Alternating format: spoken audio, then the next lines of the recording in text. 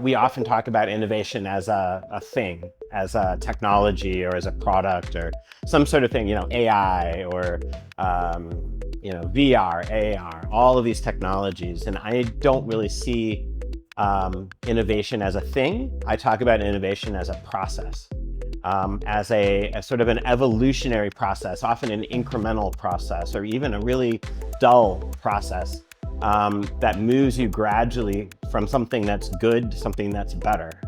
One example of this is this sort of movement around engaged journalism, by which I mean journalism that is conducted in a participatory way with the public, where the public is involved in the process, even at times before publication.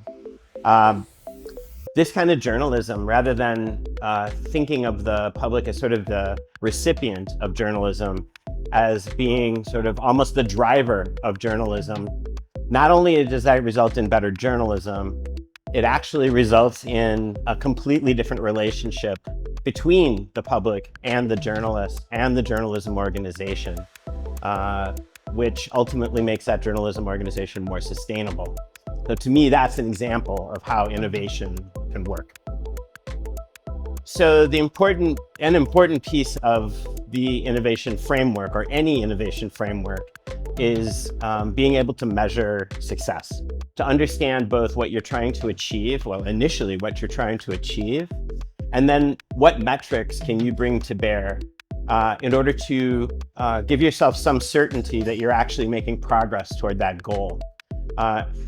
If you don't have that, then you don't actually know whether you're making progress or not. You might feel like you're making progress. It might feel very innovation-y, but actually that's kind of a mirage a lot of times, most of the time actually. And so deriving metrics that matter, to me, is one of the biggest issues when it comes to talking about innovation and news.